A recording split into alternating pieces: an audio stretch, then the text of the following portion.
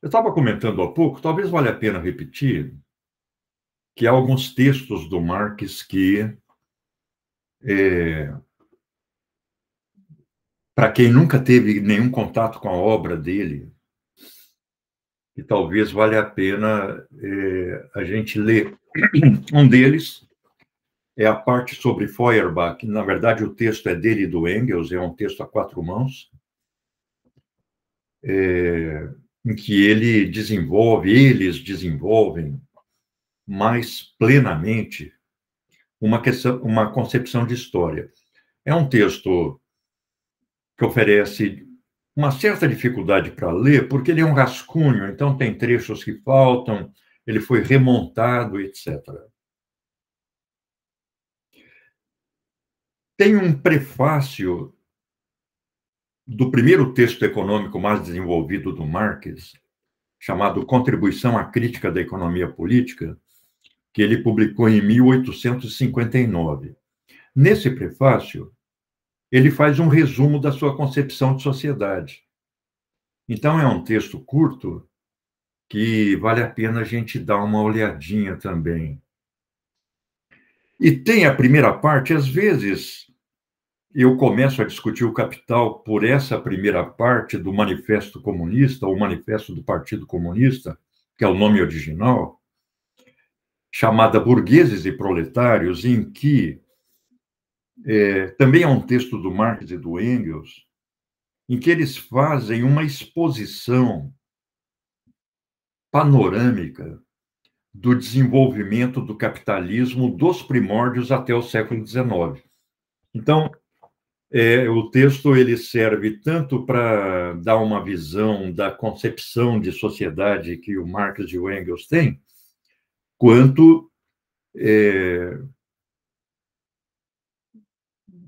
apresentam esse panorama do desenvolvimento histórico do capitalismo do século XVI, ou até de antes do século XVI até o século XIX. Então, é um texto também que ajuda a contextualizar o capital. O Capital ele foi publicado pela primeira vez em 1867. Em 1872, o Marx publica uma segunda edição do Capital com vários capítulos modificados. Então, ele modificou uma série de trechos que ele tinha elaborado na primeira edição. Na segunda edição, ele também mudou a estrutura dos capítulos. A estrutura dos capítulos adquire o formato atual, porque na primeira edição tinha só 6 capítulos enormes, divididos em seções. Praticamente simultaneamente com a segunda edição, que foi publicada em 1872, foi feita a tradução do Capital para o francês, por um tal de Joseph Roy. Mas esse tradutor, ele traduzia um capítulo e mandava para o Marx. Aí o Marx lia e não só fazia uma revisão, como ele reescreveu muita coisa nessa edição francesa. Vamos lembrar que o Marx foi exilado da Alemanha e morou um bom tempo na França, na Bélgica, então ele tinha um bom domínio do francês. Opa!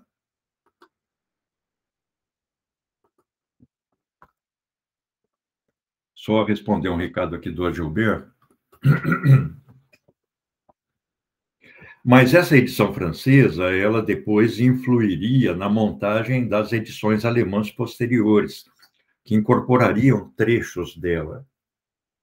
Eu acho essa edição francesa bem mais didática do que as edições alemãs, porque ela foi publicada em fascículos para que o operário francês pudesse ler. Então, ela foi publicada entre 72 e 75. Depois, ela foi publicada em conjunto. Eu traduzi vários capítulos dessa edição francesa para uso aqui no projeto, deve ter acho que uns 12 ou 13 capítulos, ou 14 capítulos traduzidos, e realmente o Marx ele foi muito mais didático, na medida em que ele modificou o texto nessa edição francesa. Depois foi publicada uma terceira edição em 1883, já pelo Engels, porque o Marx morreu em 83. Em 87, o Engels coordenou a tradução para o inglês. Foi publicada em 2 volumes do livro 1. Tudo isso só o livro 1. E em 1890, o Engels publicou, e aí, Gustavo, a última edição que ele coordenou,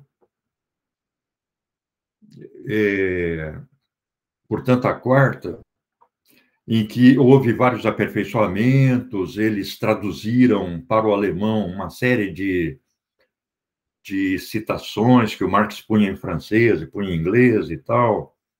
Eles aperfeiçoaram as referências bibliográficas e tal. Então, é uma edição praticamente de aperfeiçoamento. As edições que nós temos em português são traduções dessa quarta edição do Capital, do livro 1 do Capital. E no Brasil foi publicada uma tradução, a primeira em 67, portanto, curiosamente, no início da ditadura, pela editora Civilização Brasileira. Essa edição do Capital é republicada ainda recentemente. Houve uma nova publicação dessa tradução, com a atualização do português, por exemplo, reforma ortográfica e tudo mais. Nos anos 80, foi publicada uma nova tradução do Capital, coordenada pelo Paul Singer, naquela coleção Os Economistas, da Abril Cultural. Essa edição da Abril, ela foi republicada recentemente, com uma série de correções ortográficas e tal, pela editora Ubu. Eles publicaram agora em maio, então é uma edição muito recente. E depois da edição da Abril, foi publicada uma tradução, uma terceira tradução para o português do Brasil, pela editora Boitempo. Então, nós temos essas 3 traduções, e nós temos usado as 3 sem uma escolha específica, né? Eu acho que a melhor tradução é da Abril, mas a edição da Abril é terrível, cheia de erros e tal, que a Ubu corrigiu. Eu vi, porque eu peguei o arquivo digital do primeiro livro da Ubu, que a Ubu deixa alguns erros que eles estão em frases escritas corretamente, mas às vezes é a adição de uma palavra, ou é uma palavra que é posta diferentemente, mudando o sentido da frase. Então, esses erros a Ubu não corrigiu. Eu entrei em contato com a editora e mandei alguns exemplos de erro, e a editora falou, manda para a gente o que você tiver aí, que numa próxima reimpressão a gente incorpora essas correções. Então, podemos usar qualquer uma das edições em português do Brasil, que não tem problema nenhum. Claro, quem lê em alemão, pega a edição alemã. Quem lê francês, tem a edição aí da edição Sociales, etc.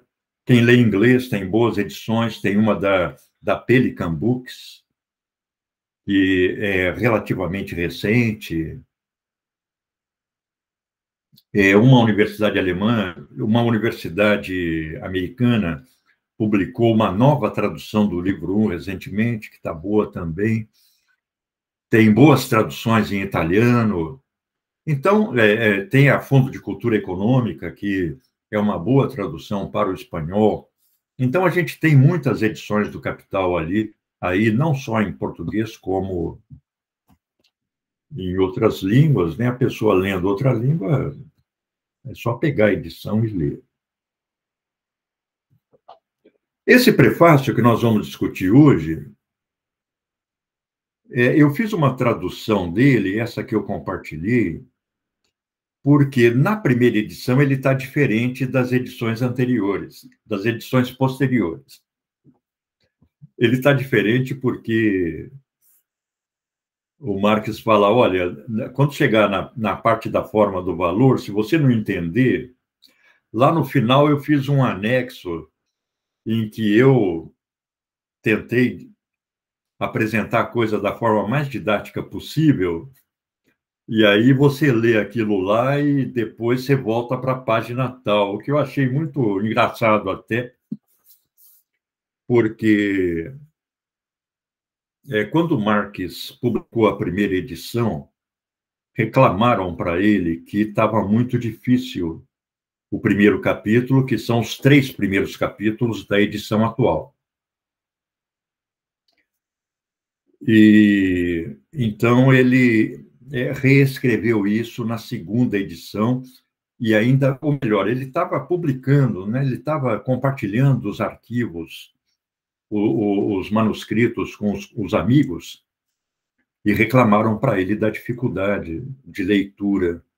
Daí ele publicar esse anexo na primeira edição. Depois ele reescreveu, mas tem uma parte que ainda continua mais espinhosa. Então, a parte mais difícil do Capital é o começo. É a parte em que ele discute a teoria da mercadoria e a teoria subordinada à teoria da mercadoria, a teoria do dinheiro. Mas há uma parte mais difícil aí dentro desse conjunto, que é a parte em que ele descreve o que ele chama de a forma do valor.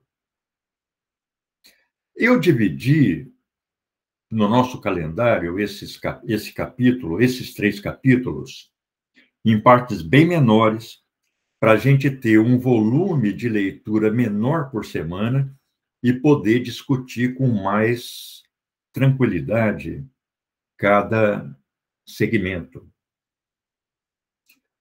Uma vez que a gente ultrapassa essa primeira parte, aí o restante do Capital fica bem mais tranquilo de ler. Eu acho que as eventuais maiores dificuldades, reconhecidas pelo próprio Marx, estão no começo, e em especial no segmento em que ele analisa a troca de mercadoria, que ele chama de forma do valor, que ele considera mais complexo. Nós vamos ver que, lendo devagar, não é tão complexo assim e dá para ler tranquilamente, sem muita dor. Até porque a linguagem do Marx é uma linguagem, em geral, bastante clara. Ele repete muitas vezes o que ele escreve. Então, isso facilita, a gente vai aprendendo por repetição. Bom, já falei bastante nessa introdução. Quem gostaria de começar na discussão do texto, levantando dúvidas, levantando questões sobre esse prefácio?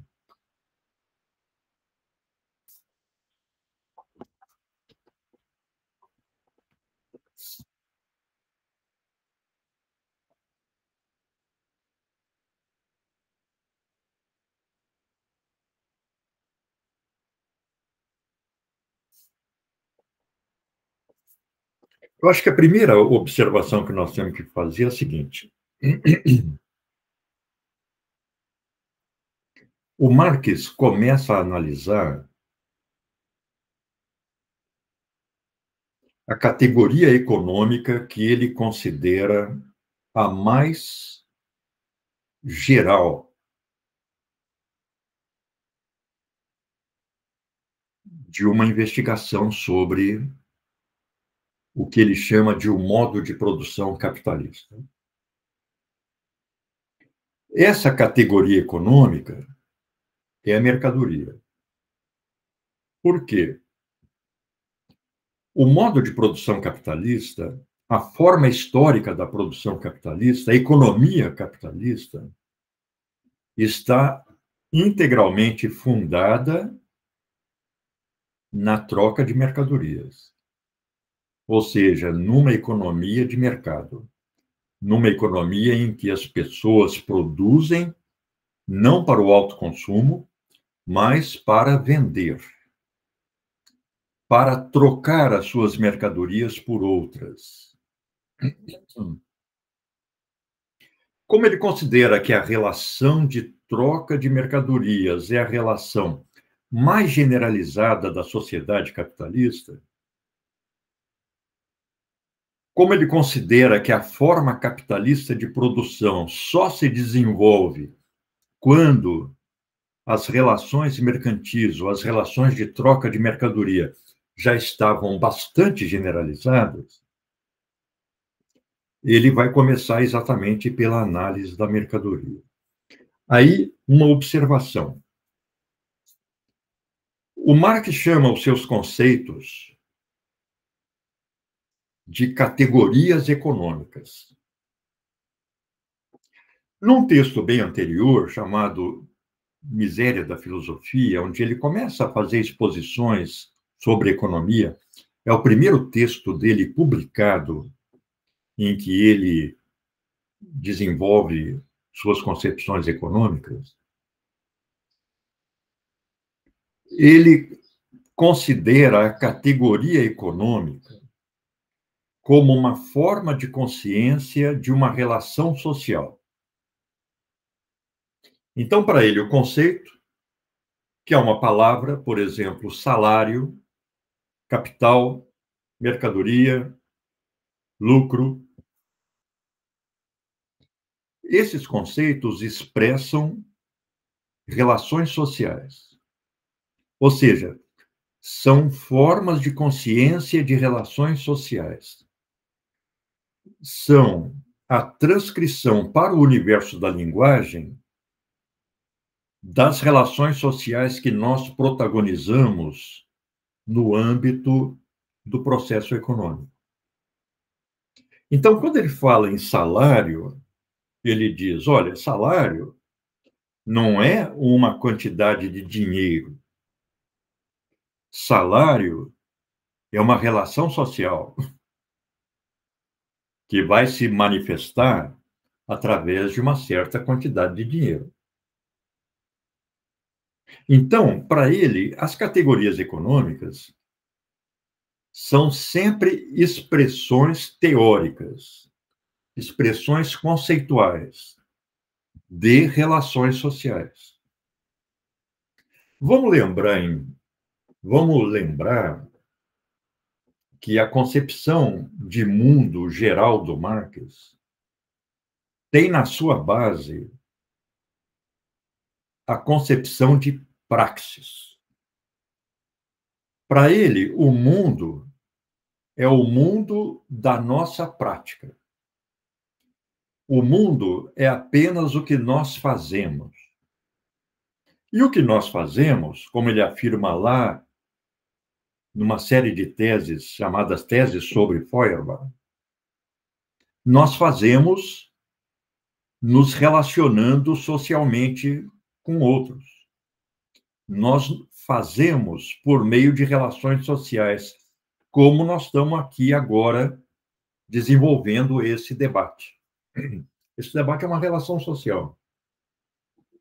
Não teria sentido isso no isolamento.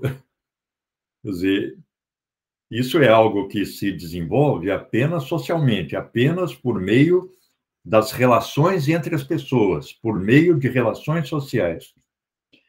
Então, o Marx vê por baixo dos conceitos econômicos, a palavra salário já existia antes dele, lucro, capital, juro, etc., mercadoria, precediam a teoria econômica do Marx. Já faziam parte da linguagem, inclusive da linguagem cotidiana. E ele dizia, olha, essas palavras, elas não designam coisas, não designam objetos, embora se manifestem através de coisas. Essas palavras designam relações sociais. São expressões de relações sociais. Portanto, quando ele fala em mercadoria, ele está falando numa relação social. Ele está analisando uma relação prática. Essa vai ser uma característica de todo o capital, porque ele se propõe em todo o capital mostrar por baixo das categorias econômicas que apresentam um mundo coisificado as relações sociais que se manifestam através dessas coisas.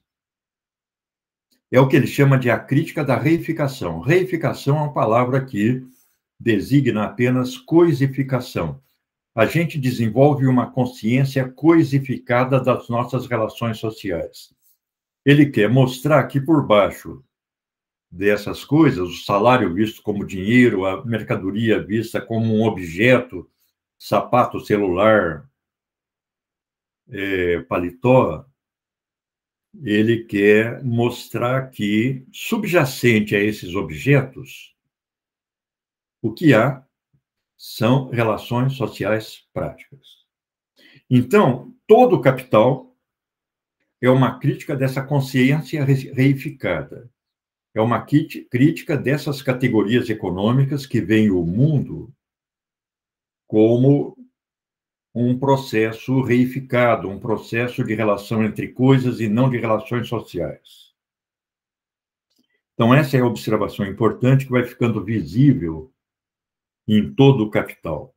E ele começa a análise exatamente pela relação social que ele considera a mais generalizada na sociedade capitalista. Para ele, a relação social mais generalizada na sociedade capitalista é a troca de mercadorias, é a relação de troca de mercadorias.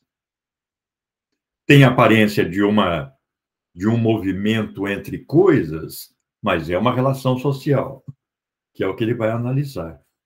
Então, a partir dessa relação social mais genérica, ele vai desenvolvendo a análise de categorias econômicas ou relações sociais mais específicas. Da mercadoria, incluindo o dinheiro, ele passa para a análise do capital. E ele vai matizando a análise do capital nos seus componentes estruturais, na sua posição no âmbito da sociedade, etc. É por isso que ele diz aqui, na página 3 desse texto que eu compartilhei, o seguinte: a forma do valor, que para ele é a troca de mercadorias, cuja configuração acabada é a forma dinheiro, ou seja, o dinheiro é a expressão mais desenvolvida da troca de mercadorias. É muito simples e sem conteúdo. Não obstante, o intelecto humano procurou apreendê-la sem sucesso por mais de 2000 anos. Quer dizer, ele está dizendo aqui para nós que depois de 2 milênios, ele, Marx, descobriu a fórmula.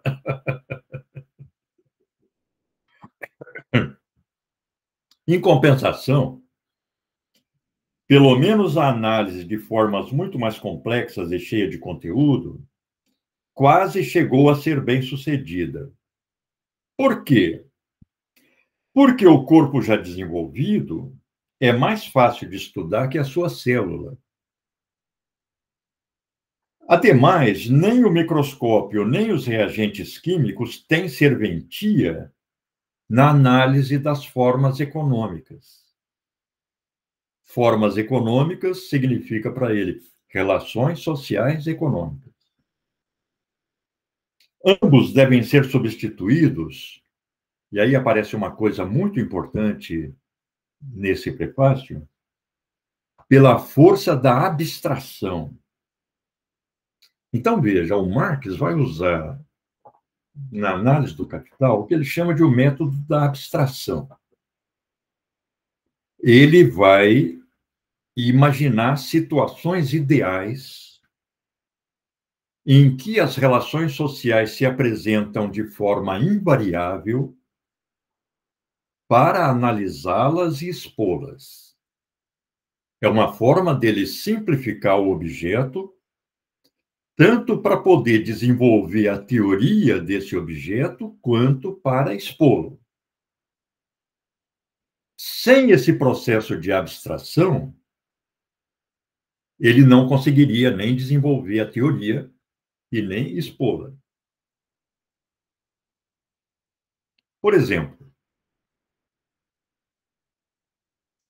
quando nós lemos um currículo vitae de uma pessoa, nós estamos diante de uma abstração dessa pessoa.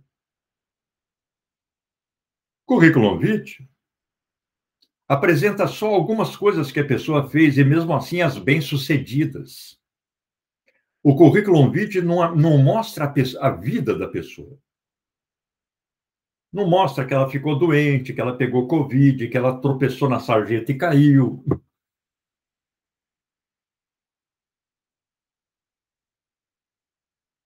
Então, o currículo vitae é um exemplo banal de como nós podemos apresentar um processo concreto, um processo vivo, um processo em curso, que está em plena transformação, de uma maneira abstrata.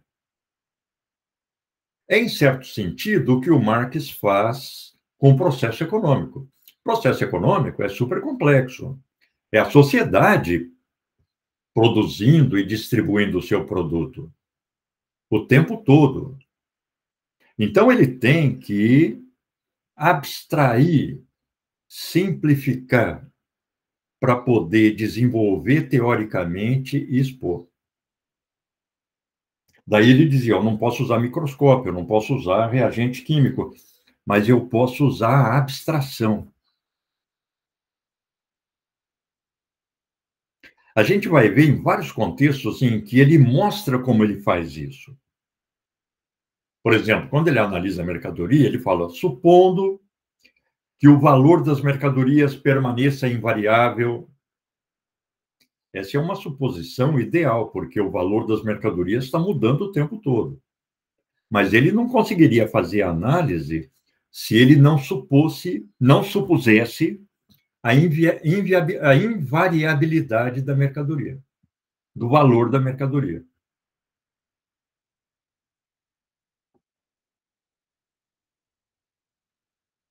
Aí ele fala, isto posto, para a sociedade burguesa, a forma mercadoria do produto do trabalho ou a forma valor da mercadoria, que é a relação de troca, é a forma econômica celular. Então, para ele, a relação de troca de mercadoria é a célula, metaforicamente falando, da sociedade capitalista. Para os não iniciados, parece que sua análise fica vagando por sutilezas insignificantes.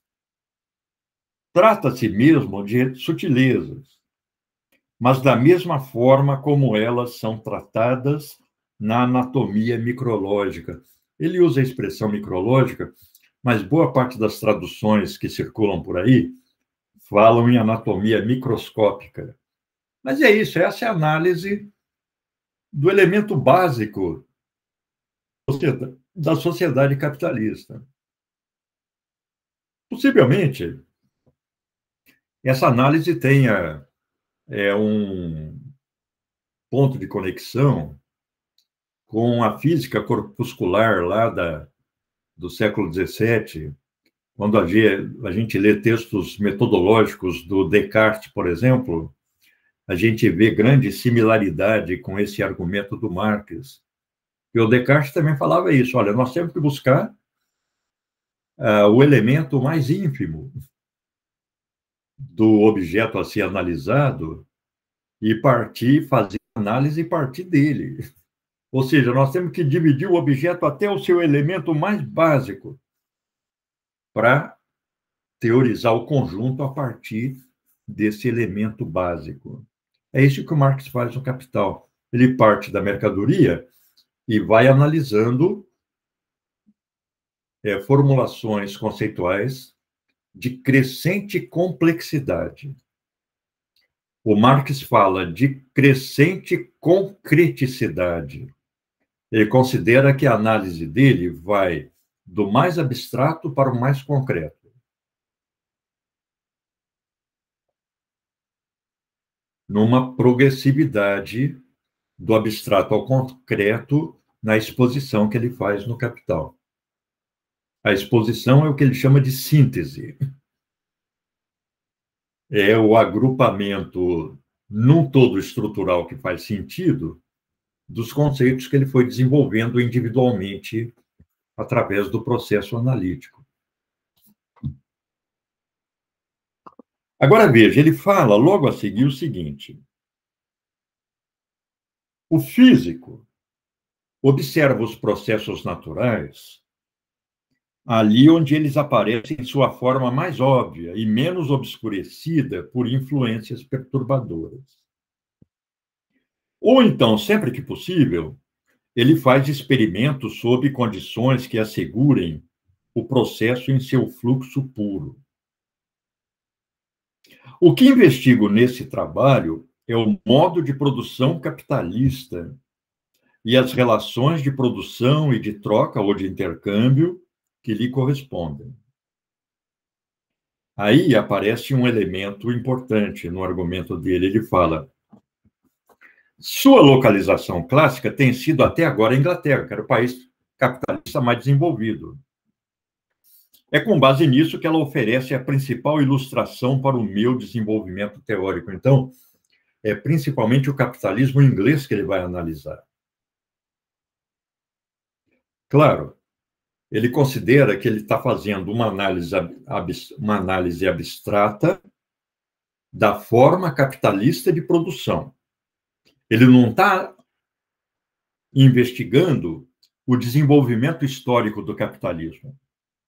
Ele está se propondo a investigar o que ele chama de leis gerais do modo de produção capitalista, ou leis tendenciais do modo de produção capitalista. Ele está fazendo uma análise formal do modo de produção capitalista e não apresentando o modo de produção capitalista no seu desenvolvimento histórico. E o lugar em que o modo de produção capitalista, naquele momento, está mais desenvolvido, portanto, se oferece com maior facilidade para a análise, é a Inglaterra, onde eles estavam morando, diga-se de passagem. Que da França ele foi obrigado a ir para a Inglaterra. Foi o último exílio do Marx, ele nunca voltou para a Alemanha, nunca mais ele morreu na Inglaterra, está enterrado na Inglaterra. Então, veja, ele está comparando aqui a Inglaterra com aquele processo que o físico considera o mais desenvolvido e, portanto, mais fácil de analisar. É o processo onde ele se apresenta na forma mais amadurecida e mais clara. Claro, é mais fácil você analisar a árvore desenvolvida do que a semente. Então, na medida em que o processo árvore vai se desenvolvendo, ele vai apresentando elementos que não estão visíveis na semente. Portanto, analisar a árvore, que já é a semente, ou que já está na semente, é muito mais fácil do que analisar a semente.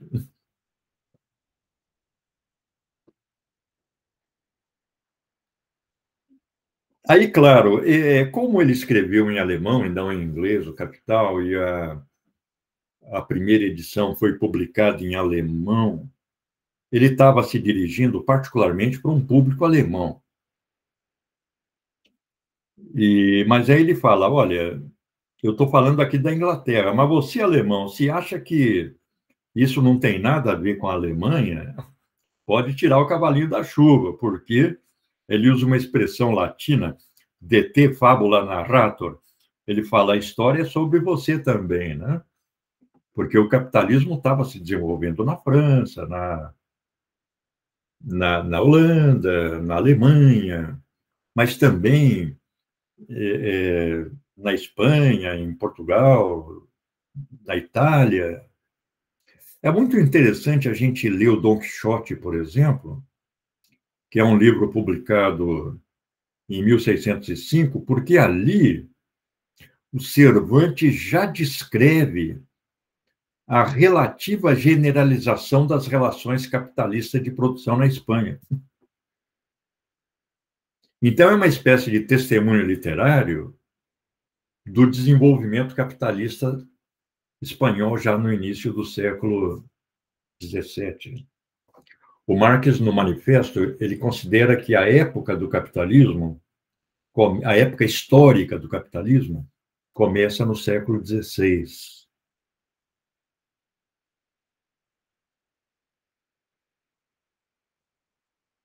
Logo a seguir, tem uma afirmação do Marx que hoje pode ser discutida como uma afirmação, talvez o termo seja progressivista, ou talvez até eurocêntrica. Em certa medida, a análise dele é eurocêntrica, mas ele diz o seguinte: em si e para si, não se trata do grau maior ou menor do desenvolvimento dos antagonismos sociais que afloram das leis da natureza da produção capitalista. Trata-se dessas leis mesmas.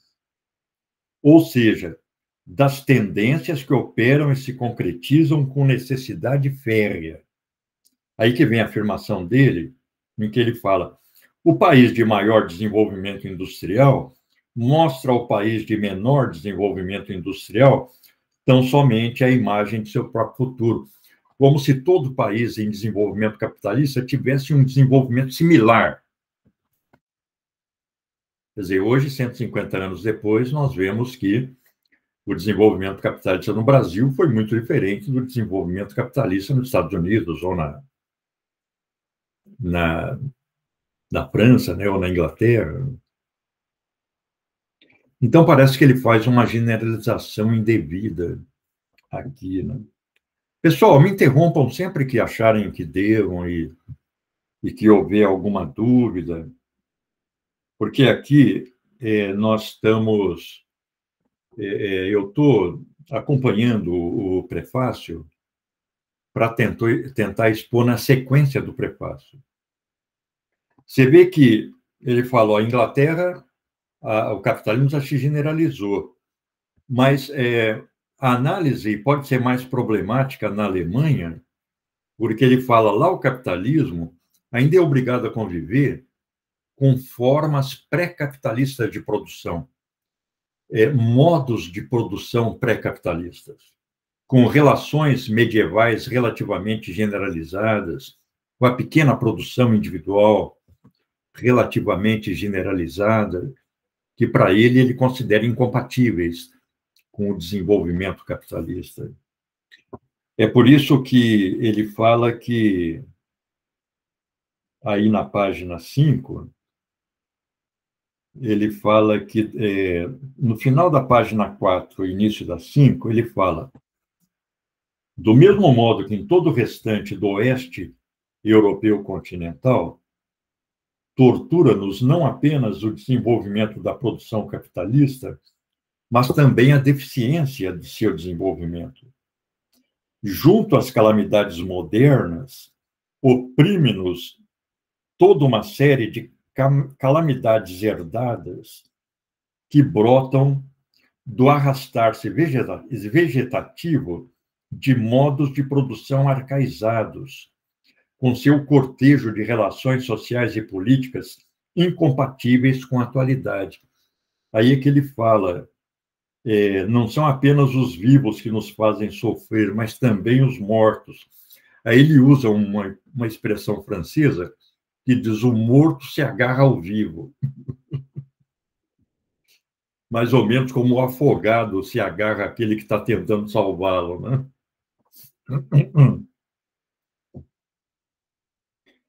Acima tem um trecho que eu acho muito importante também,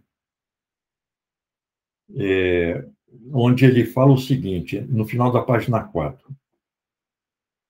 Ele está dizendo que ele vai analisar as leis gerais do desenvolvimento capitalista, mas aí ele fala, mas dito isso, onde a produção capitalista já se naturalizou completamente entre nós, por exemplo, nas fábricas, entre nós é na Alemanha, as condições são muito piores que na Inglaterra, porque uma vez que falta o contrapeso das leis trabalhistas. O Marx usa a expressão leis de fábrica. Essa expressão tem sentido na Inglaterra da época porque as chamadas leis de fábrica, elas foram sendo desenvolvidas na Inglaterra gradualmente.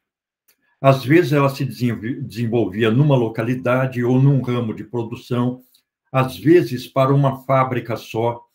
Essa legislação não se desenvolveu de uma vez para todas as fábricas, como ocorreu na França. Mas o Marx,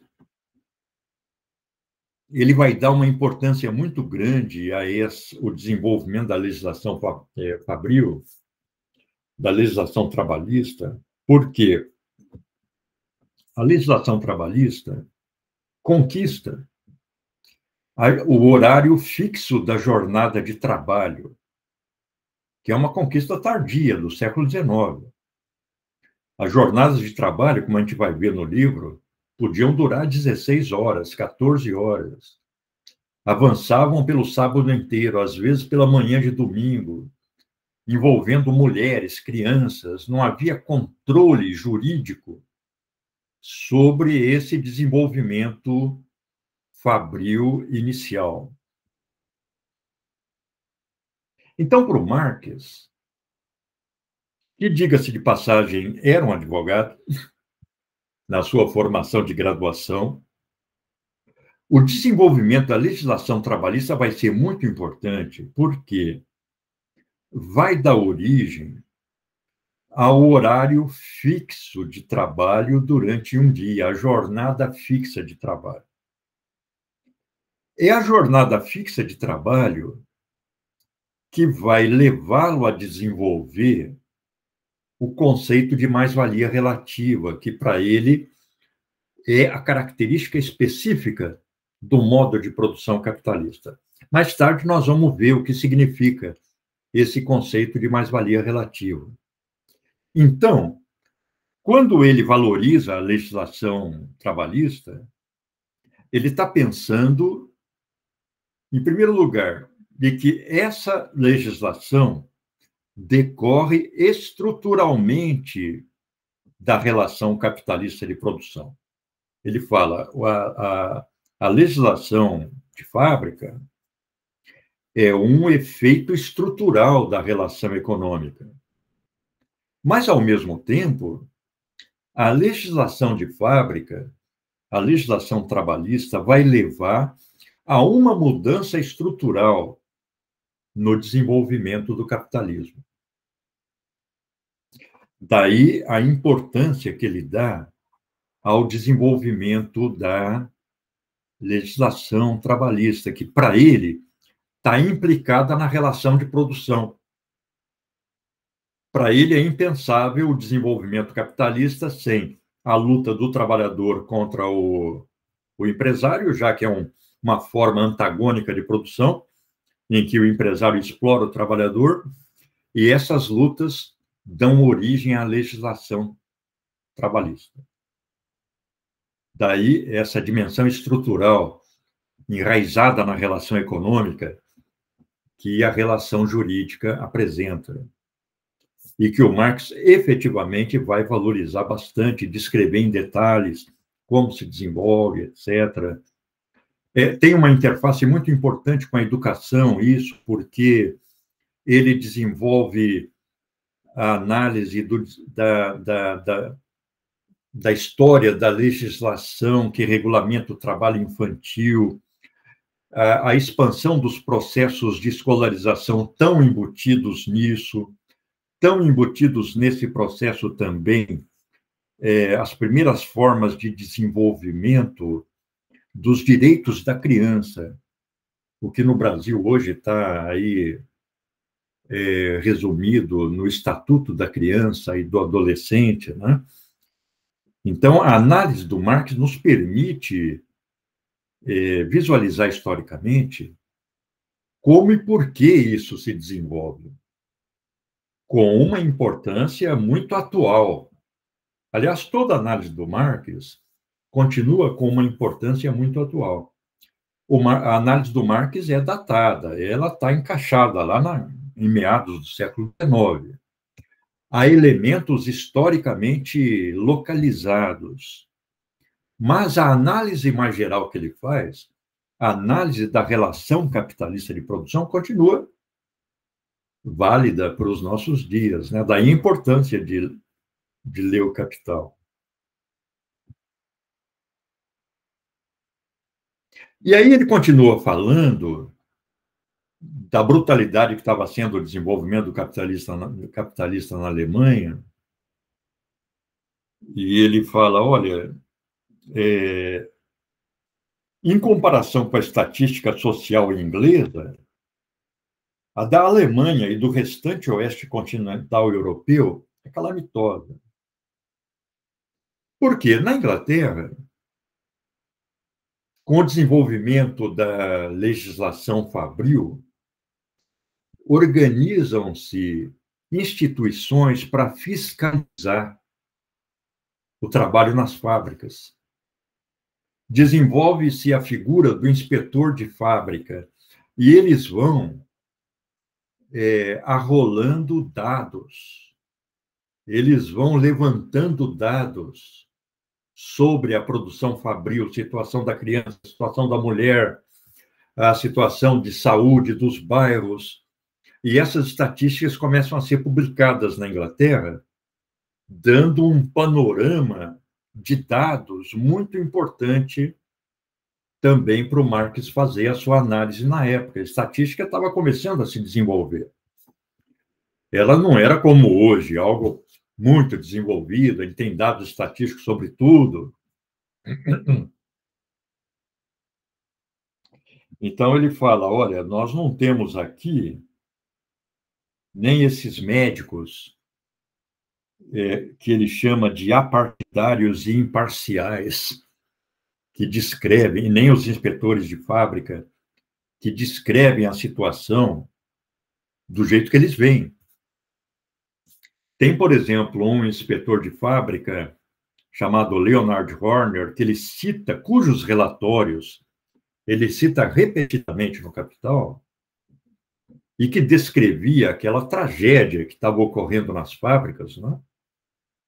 E o Marx fala, olha, a classe operária inglesa deveria construir um monumento ao Leonard Horner, porque ele está mostrando o que está ocorrendo num ambiente que só o empresário e os operários têm acesso, que é a fábrica. A fábrica é um ambiente de porta trancada.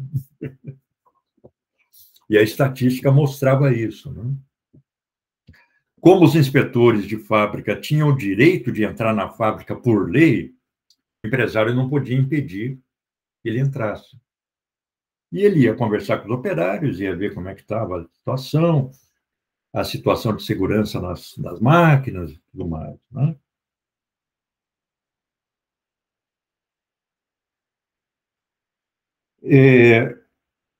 Logo a seguir, aparece um trecho que eu acho que nós devemos prestar atenção nesse prefácio, porque ele é importante para toda a concepção do Marx e para a concepção econômica em especial, que é onde ele diz o seguinte, aí no final da página 6. Uma palavra para evitar possíveis incompreensões. Nem de longe desenho as figuras do capitalista e do proprietário de terras em tons róseos. Mas aqui se trata das pessoas apenas na medida em que são a personificação de categorias econômicas, suportes de determinadas relações e interesses de classe. Então, vejam, o capitalista, na medida em que ele tem essa posição no âmbito do processo produtivo, ele vai se comportar de uma determinada maneira, ele vai pensar de uma determinada maneira. Então, o mesmo vale para o operário e vale para o proprietário de terra. O Marx está dizendo aqui, olha, eu estou vendo as pessoas como a personificação de relações sociais. É como a execução de um papel numa peça de teatro. Aliás, o teatro é uma metáfora permanente no Capital. É o capitalista exercendo o seu papel de capital, personificando a relação social de produção com o capitalista. É o operário personificando a relação social de produção, não como José, Luiz ou Paulo, mas como alguém que está se apresentando como a personificação de uma relação social.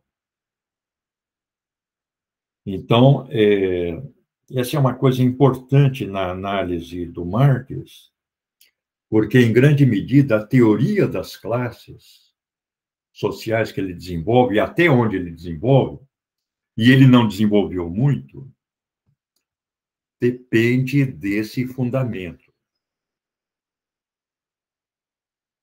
Então, ele não vai analisar o Gerdau como pessoa. Ele vai analisar o Gerdau como a personificação de um capital, ou seja, de uma relação social ou de uma relação econômica. Mas aí ele fala, ao contrário das ciências da natureza, a investigação científica livre, diz ele aí na página 7, não encontra os mesmos adversários que podem ser encontrados em todos os outros campos. Nos outros campos, os adversários, pelo menos na época do Marx, eram as pessoas que discordavam, teoricamente, de quem está defendendo uma tese ou teoria. Eram outros cientistas. Eu estou falando na época do Marx, porque se a gente analisa aí o caso Galileu e outros casos, a gente vê que mesmo analisando o sistema astronômico, a física, essa análise, na época devida, despertou a fúria do interesse privado, como Marx diz aqui, que na época foi a fúria da Igreja Católica, né? É só a gente pegar o processo do Galileu. Tem uma peça do Bertolt Brecht chamada A Vida de Galileu, que é muito interessante a gente ler, porque é na forma de uma peça de teatro a repressão que ele sofreu.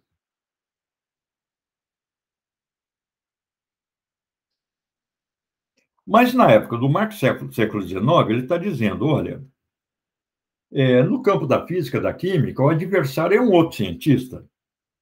Mas no campo da economia, ele diz, contra si, a natureza particular da trama que ela discute convoca à arena de luta as paixões mais violentas, mesquinhas e rancorosas do coração humano, as fúrias do interesse privado.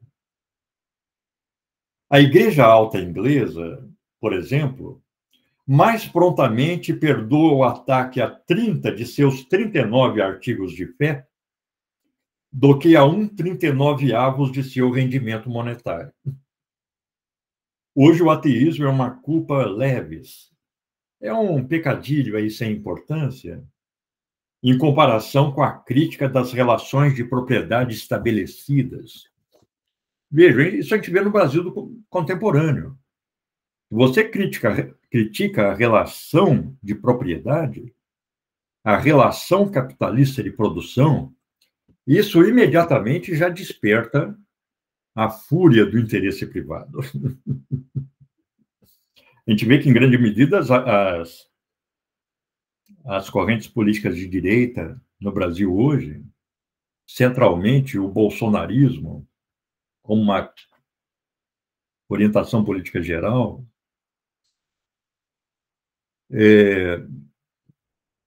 tem na crítica às relações capitalistas de produção o seu maior adversário, o seu maior demônio. Vamos lembrar do Olavo de Carvalho, né, falando que o Maquiavel e o Gramsci, que eram marxistas, eram emissários do demônio na Terra.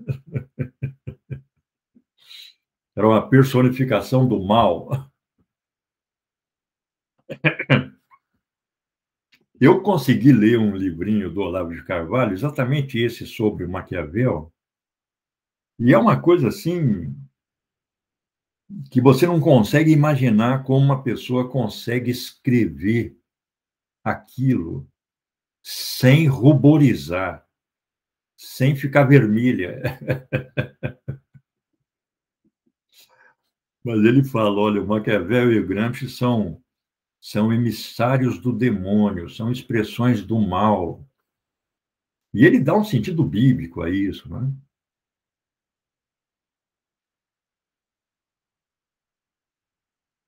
Ou seja, a análise econômica, mas diga-se de passagem, é principalmente a análise que o Marx estava fazendo. Ele cita outros economistas que já estavam desenvolvendo, o Hodgkin, por exemplo, uma crítica do capitalismo. Mas nenhum deles provocou uma ruptura com a economia política anterior e desenvolveu uma crítica tão aguda, tão explícita, quanto ele desenvolveu. Tanto que ele não conseguia se inscrever em congressos econômicos, ficou totalmente marginalizado do mundo econômico institucionalizado, do mundo econômico universitário.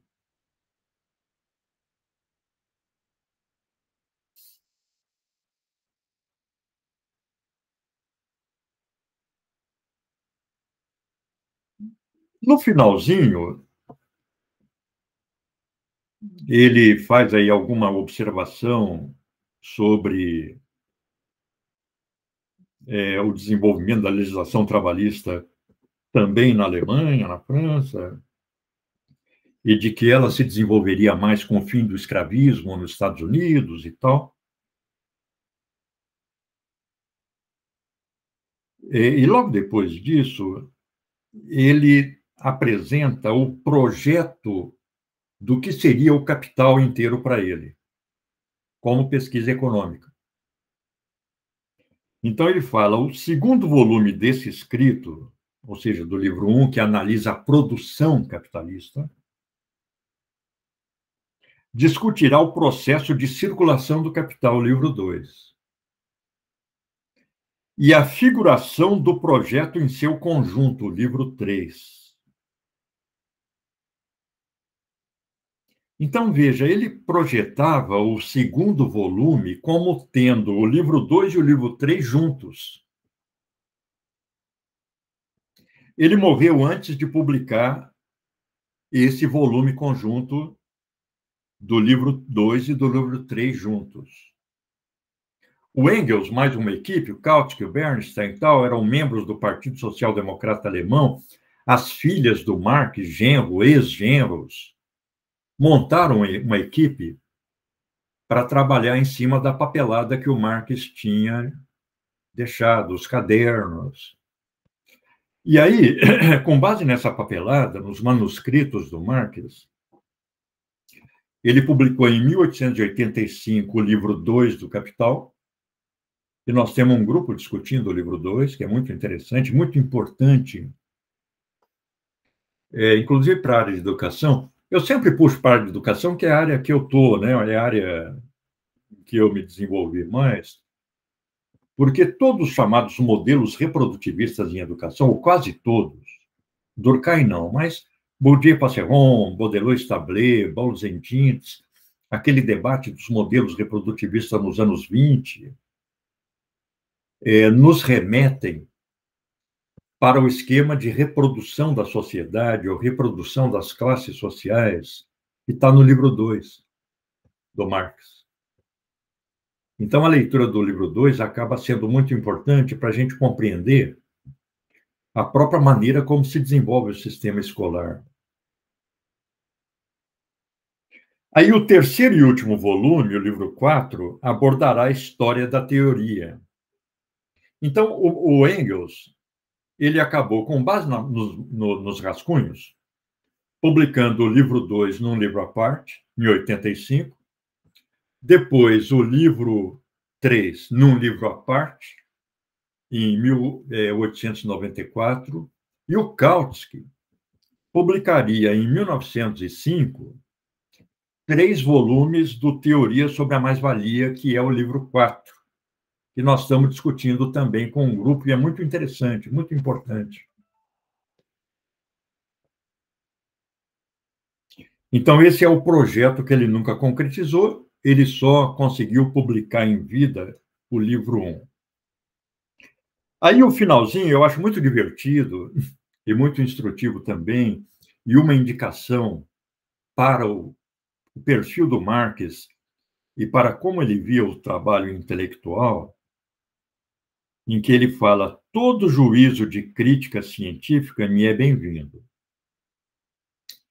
Frente a todo prejuízo, prejuízo no sentido de pré-julgamento, né?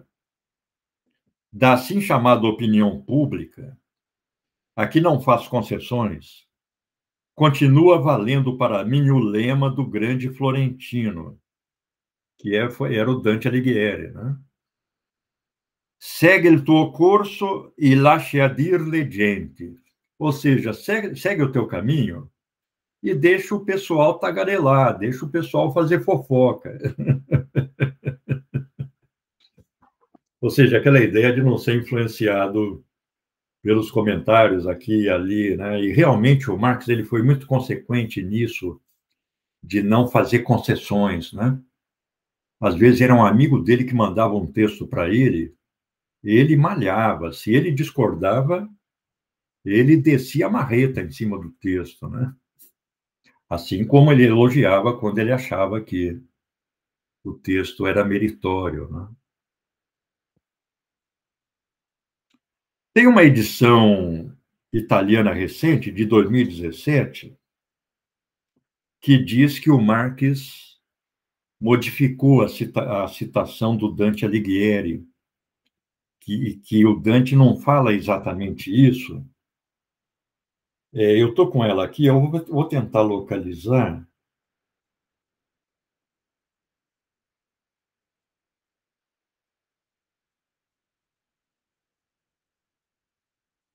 Tem um monte de livro aqui no meu tablet. Deixa eu ver. Primeiro eu tenho que localizar o livro, depois o. Ah, sim, aqui. Inclusive, é uma edição do Capital, em que a tradução para o italiano foi feita no esquema de software livre. Quer dizer, muita gente coordenando o seu trabalho pela internet, e os direitos de cópia dessa tradução são também do software livre, não é o copyright, é o copyleft, é deixar todo mundo usar do jeito que quiser. Achei muito interessante essa tradução e ela está muito completa. Vou localizar aqui o prefácio. Está aqui.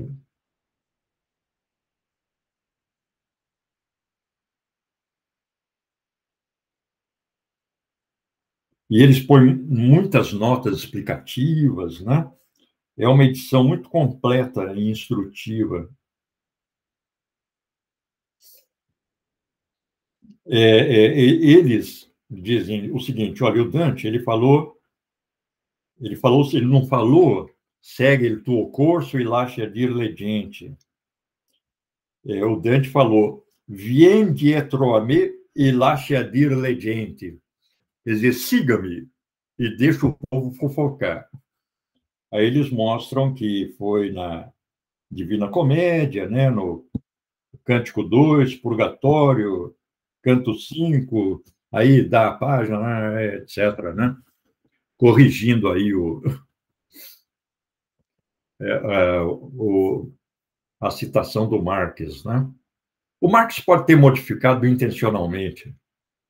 Às vezes ele modifica algumas coisinhas assim que não tem importância teórica para a obra dele, para dar o sentido que ele quer, né?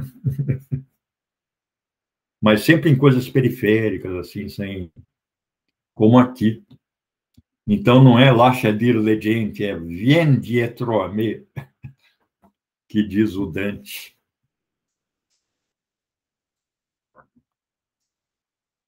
Ou seja, a partir da próxima semana, nós vamos estar lendo e discutindo, e aí nós temos que fazer isso com muita atenção e levantar todas as dúvidas.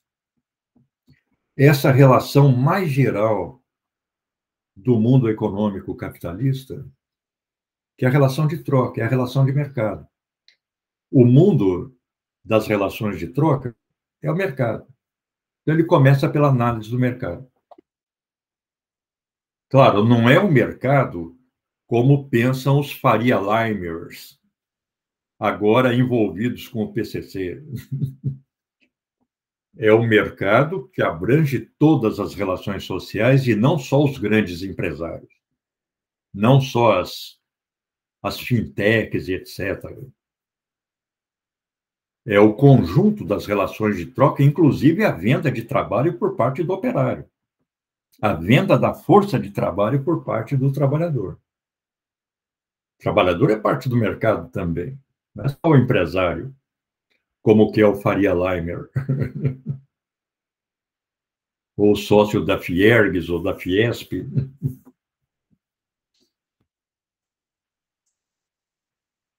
Pessoal, dúvidas, comentários, sugestões?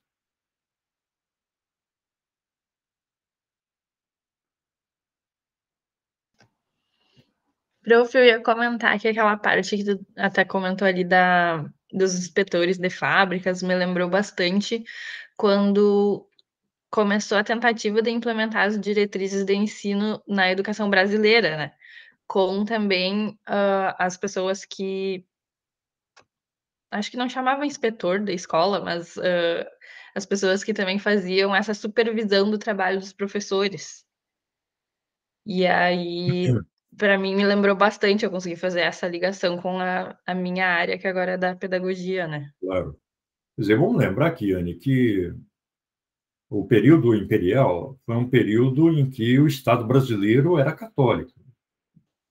Portanto, a escola pública era católica. Uhum. Com a República, o primeiro decreto do Marechal Deodoro, no dia 15 de novembro, foi separar o Estado da Igreja. Mas essa ação da Igreja dentro das escolas permaneceu e permanece até nossos dias, inclusive dentro da universidade, como a gente vê lá comemorando Páscoa, Natal, coisa que é ilegal no contexto de uma instituição laica, né? Porque a universidade ela não é nem ecumênica, ela é pública, ela é laica, ela tem pessoas de religiões diversas, ateus e por aí vai, né? Ela é neutra do ponto de vista religioso. Então, em grande medida, se tornava necessário ao Estado mandar o inspetor lá para dentro da escola para ver se a escola estava seguindo a legislação. É o caso do inspetor de fábrica.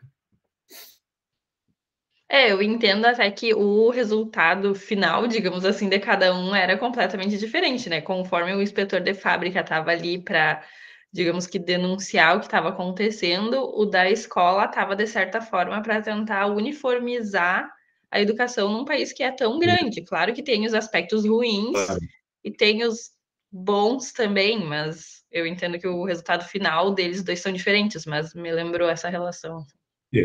É um processo que começa com a unificação do Estado brasileiro no Estado Novo, né? Com a centralização e com a nacionalização da política educacional, que antes era estadualizada. República Velha, a política educacional foi estadualizada. Cada estado fazia suas reformas educacionais, tinha sua política. Aí o Estado Novo simbolizava essa centralização com aquela cerimônia da queima das bandeiras estaduais, né? E o hasteamento da bandeira nacional, né? Olha, o poder local agora já era, agora é aqui no centro.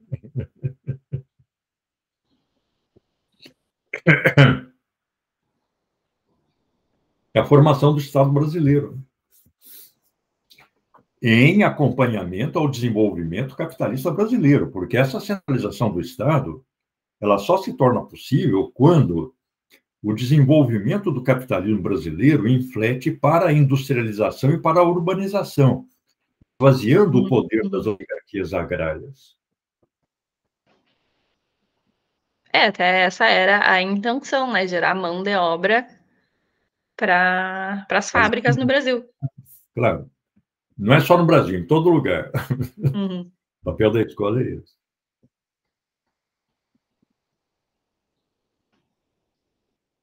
Pessoal, estou aberto ainda a questões, a levantamento de sugestões, etc. Dúvidas. A gente vai se familiarizando mais durante o processo.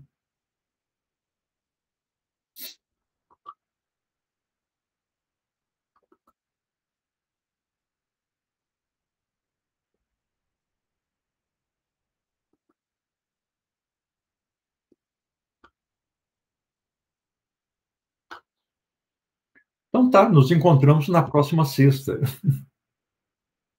às 9h30. Aí vamos dar uma olhadinha no calendário, porque ela tem um trecho relativamente pequeno, é bem pequeno, do primeiro capítulo, em que se discute os conceitos de valor de uso e valor, que são conceitos que vão ser muito importantes no Capital inteiro.